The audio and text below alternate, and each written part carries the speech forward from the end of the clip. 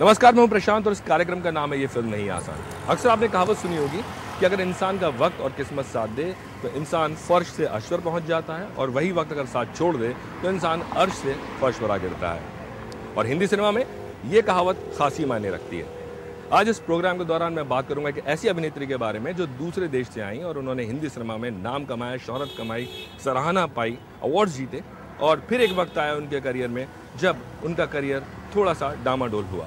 फिर उन्होंने एक जंग लड़ी एक भयानक बीमारी से, और वो जंग जीती भी, लेकिन अब वापस वो अपने करियर में फिर से अपने पैर जमाने की, वापस से वही शोहरत पाने की, वही कामयाबी पाने की कोशिश कर रही हैं। कमाल की एक्ट्रेस हैं और अब उनकी एक फिल्म आने वाली है जिसका नाम है डियर माया। पहचान गए होंगे आप मैं किसकी बात कर रहा हूँ, लेकिन मिलते हैं थोड़ी सी देर में।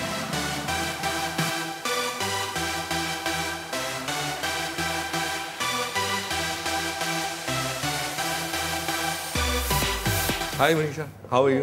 Very good, very good. तो मैं बात कर रहा था मनीषा कोइराला के बारे में, जिनकी फिल्म आने वाली है डियर माया। आप इनको सब लोग जानते हैं, हुनरमंद एक्ट्रेस, खूबसूरत एक्ट्रेस। और फिलहाल डियर माया की से हम लोग शुरू करते हैं। डियर माया जैसे पोस्टर में मुझे नजर आ रहा है, कुछ आज़ादी टाइप का एक फील आ रहा है कि आप कबूतर उड़ा रही हैं। आपके इंटरव्यूज में मैं पढ़ रहा था कि अभी भी आप नर्वस हैं। मतलब इतना सारा काम करने के बाद इससे आज़ादी नहीं मिली, नर्वसनेस से। एक्चुअली ये जो गैप हो गया था ना मेरा बीच में, उसकी वजह से जब मुझे कैमरे के सामने आना पड़ा और जब मुझे आई हैड टू एक्ट, तो बहुत नर्वस हुआ था। आई फेल्ट कि शायद मैं एक्टिंग पहली बार कर रही हूँ, तो मुझे मालूम है सुनने में बहुत अजीब सा लगता है, लेकिन हकीकत था। करियर के इस मुकाम पे बड़ा मुश्किल होता है कैरेक्टर्स चूज करना, और अब हर फिल्म को हाँ भी नहीं कह सकते क्योंकि एक स्टेक होता है इमेज का। इस फिल्म में ऐसी क्या चीज थी जो आपको लगा कि हाँ ये फिल्म के लिए मुझे हाँ कहनी चाहिए? जो एक मैसेज है इस फिल्म में कि never lose hope, you don't know when at what time that some good surprise is waiting for you. ये जो मैसेज था मुझे बहुत भा गया, because it's a beautiful story of finding love, finding freedom. So this whole thought was really beautiful. Don't lose hope जो ये line है, ये ऐसी कि हर इंसान के जिंदगी में आती है। आपके लाइफ में कभी ऐसा हुआ कि आपने होप लूज की? बहुत बार और हर बार अच्छा ही हुआ है। I lost hope that whether I was going to live or not when I got this thing detected with cancer, but I'm here today, alive. So और जब भी ऐसा कभी लगता है कि शायद मैं उठ ही नहीं पाऊंगी लाइफ में और कुछ नहीं हो पाएगा, लेकिन life gives you lot of hope and lot of this things. So cancer detection के बाद ऐसा भी डर था कि क्या वापस ही फिल्मों में हो पाएगी, नहीं हो पाएगी? अगर मैं जी पाऊंगी तो डेफिनेटली फिल्म में तो काम करूंगी, इतना तो पता था। सिनेमा बदल गया है, चीजें बदल गई हैं। सबसे ज्यादा इस बदलते हालात में, बदलते वक्त में आपको सबसे ज्यादा डर किस चीज से लगता है? एक्चुअली ऑनेस्टली कभी कभी लगता है कि will audience accept me back, or when I see the younger generation performing so well, so beautifully, when I saw Kangana's Queen, when I saw Alia Bhatt's उड़ता पंजाब, मुझे लगता था मैं कर पाऊंगी कि नहीं। तो मतलब कि थोड़ा हर एक स्टेप में थोड़ा सा इनसिक्योरिटीज रहती है एज एन एक्टर। चलिए अगर मैं पीछे चलूँ 1989 की, अगर मैं आपसे बात करूं, जब आप सिनेमा में आई थी, आप वाराणसी में थी शायद अपने दादी के साथ। तो ये जो कहते हैं ना बीज फिल्मों का, आप डॉक्टर बनना चाहती थी और डॉक्टर से ये एक्टर का जो ट्रांजिशन था वो कैसे हो गया? बनारस की देन थी क्योंकि कहते हैं कला की धरती है वहाँ पे।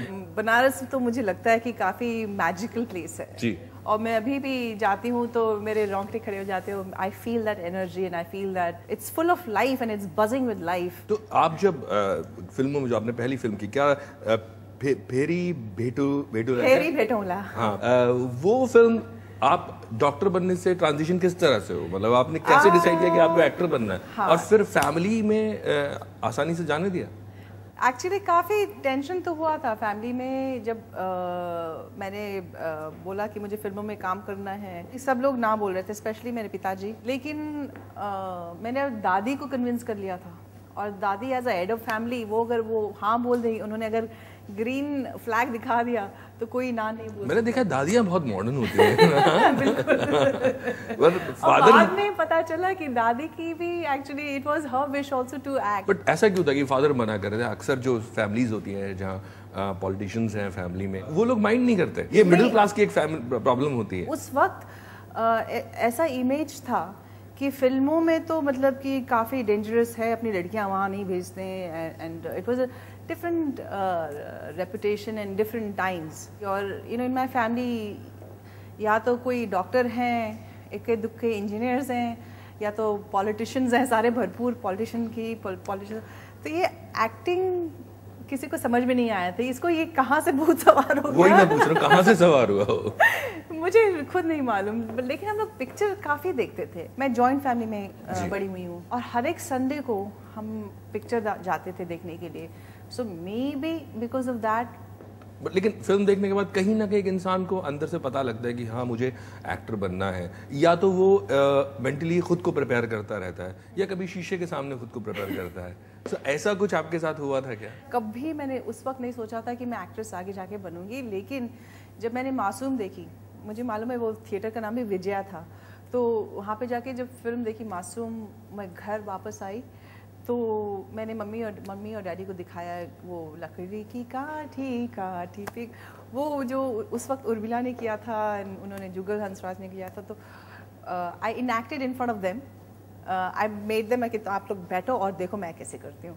आई was probably 8 year old, 9 year old, I don't no.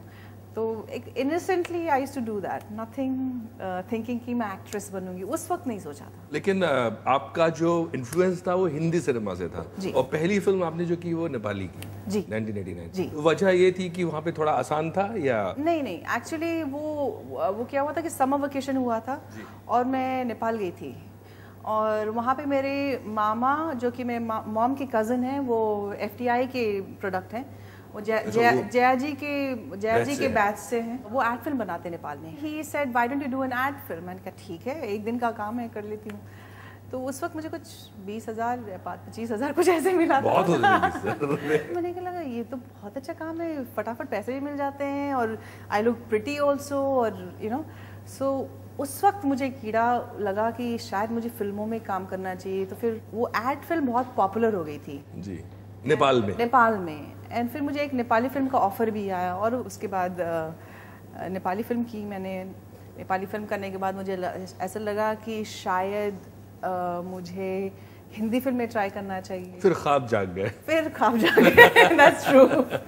फिर और करने की इच्छा हुई, और मम्मी के पास आई। मम्मी को मैंने कहा कि आप मुझे बॉम्बे लेके चलिए।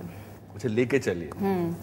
तो मम्मी भड़क गई, ये क्या है। फिर मेरा एक्चुअली बर्थडे आने वाला था 16 अगस्त, तो मम्मी को मैंने इमोशनली ब्लैकमेल किया कि मुझे बर्थडे प्रेजेंट आपको देना है, तो आप मुझे बॉम्बे लेके चलिए। तो फिर समहाउ ऐसे करते ब्लैकमेल करते मैं बॉम्बे आ गई। बॉम्बे में मैंने सुभाष जी, बोनी कपूर जी, शेखर कपूर। आपने पिक्चर्स लेके डोर टू डोर आप? No, not that. I knew Meena Iyer very well that time. She was my mother's friend. Journalist जो है, वो मेरे को लेके गई थी 3-4 लोगों के पास, और सब ने मुझे एक्चुअली एक पॉजिटिव रिस्पांस दिया। तो एक हफ्ता जो मैंने मम्मी से मैं लेके आई थी, इमोशनल ब्लैकमेल करके आई थी, उस हफ्ते के अंदर ही मुझे सब ने एक अच्छा पॉजिटिव रिस्पांस दिया। So I felt maybe this was meant for me after that. आप बहुत लकी थी कि आपको, नहीं तो यहाँ तो लोग सालों धक्के खाते रहते तो कुछ नहीं होता। बट आपने पहली फिल्म की सौदागर, और सौदागर में लोगों ने आपको पसंद किया। मेरे ख्याल में पूरा टाइम था लोगों में एक बड़ा हिट गाना हुआ था, इल्लू इल्लू। बाकी जो बातें हैं, जो पूरा फिल्मी सफ़र, उस पर हम फिर से बात करेंगे मनीषा से, और साथ में होंगी इनकी डायरेक्टर फिल्म की, सुनैना। तो आते हैं बस थोड़ी सी देर में, कहीं मत जाएगा।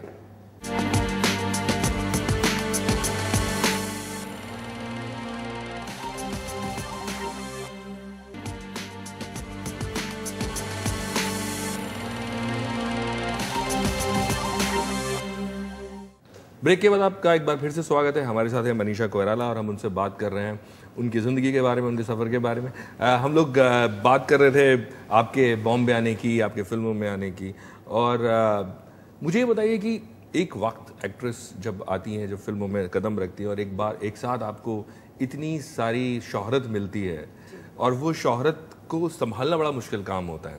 आपके साथ जब आपको वो शोहरत मिली पहली फिल्म के बारे में, पहले तो किस किस तरह के आपको रिएक्शंस और लोगों से किस खासतौर से पेरेंट्स से जो मना कर रहे थे? शुरुआत में तो काफ़ी मतलब कि सब लोग बोलते हैं कि एडवाइस करते हैं, और स्पेशली वो शायद रूल्स मैंने अभी तक संभाल के रखा है, और शायद मेरा फर्स्ट साइनिंग चेक भी मैंने संभाल के रखा होगा। सुभाष जी ने खर्च नहीं किया आपने? नहीं किया। सुभाष जी ने जब साइन किया था वो, और उन्होंने कुछ 10 कमांडमेंट्स दिए थे उस वक्त, तो मतलब उनसे काफ़ी कुछ सीखने को मिला कि डूज एंड डोंट्स, ये करना चाहिए, ये नहीं करना चाहिए, फिल्म तुम दूसरे बैकग्राउंड से आई हो, यहाँ पे ऐसा होना चाहिए, ऐसा स्वभाव होना चाहिए, ये होना चाहिए। तो काफ़ी उस वक्त था। और मुझे दिलीप साहब ने बोला था कि मम्मी को बोला था कि इधर आओ, अपने बेटी का नज़र उतार लो, क्योंकि ये लंबी रेस की घोड़ी है।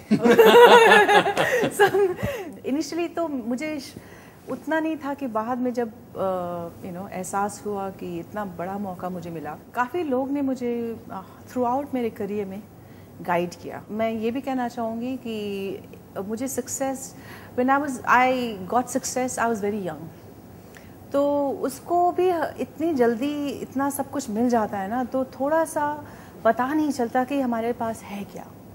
और अब जब मैं उसकी कीमत नहीं पता उसकी कीमत उस वक्त नहीं पता चलती है। Today when I look back I said oh my God, I literally was given in on platter, that kind of thing, लेकिन आई वाज यंग। अगर मैं आपसे पूछूं उस दौरान के कोई भी 2 इंटरेस्टिंग चीज़ें, किस्से जो ऐसे जिसमें आपको बहुत खुश कर दिया हो, जिससे आपको बहुत दुखी कर दिया हो? 2 इंसिडेंसेस मैं बताऊंगी। एक इंसिडेंस तो मैं बॉम्बे थी या खामोशी थी, दोनों में से एक, मैं अपने दोस्तों के साथ, मम्मी के साथ, सबके साथ मैं थिएटर में गई थी और बुर्का पहन के गई थी। तो मुझे लगा कि किसी ने मुझे पहचाना नहीं, और मैं बुरखे में quietly I am enjoying and all that. And जब when I started leaving the theater, everybody in the theater, they got up and they clapped for me.